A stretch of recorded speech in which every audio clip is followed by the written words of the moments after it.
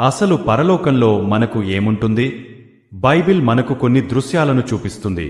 అవి మనం ఊహించే దానికంటే ఎంతో అందంగా ఉంటాయి. మొదటిది, జంతువులు శాంతితో జీవిస్తాయి. సింహం గొర్రెపిల్లతో కలిసి పడుకుంటుంది.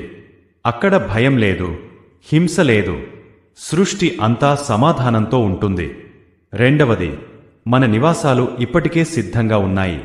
యోహాను 14:2 ఇలా చెబుతోంది, నా తండ్రి ఇంట అనేక నివాసములు కలవు. మీకు స్థలము సిద్ధపరచ వెళ్ళుచున్నాను. సాక్షాత్తు యేసయ్యే సిద్ధం చేసిన గృహమది. మూడవది, మనకు అక్కడ ఎలాంటి దుఃఖముండదు. యెషయా 65:17 ఇలా చెబుతోంది, మునుపటివి జ్ఞాపకమునకు రావు. అక్కడ వేదన లేదు, చింత లేదు. మహిమ మనకోసం వేచి ఉంది కాబట్టి ఈ లోకంలోని కష్టాలను మనం తలచుకోము. నాలుగవది, మనం రాజుగారి బల్ల దగ్గర కూర్చుంటాం. లూకా 22:30 ఇలా చెబుతోంది, నా రాజ్యములో నా బల్ల యుద్ధ మీరు అన్నపానములు పుచ్చుకుంటారు.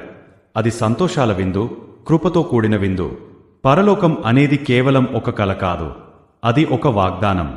మీకోసం అక్కడ స్థలం సిద్ధంగా ఉందని మీరు నమ్మితే ఆమెన్ అని టైప్ చేసి థాంక్యూ జీసస్ అని చెప్పండి.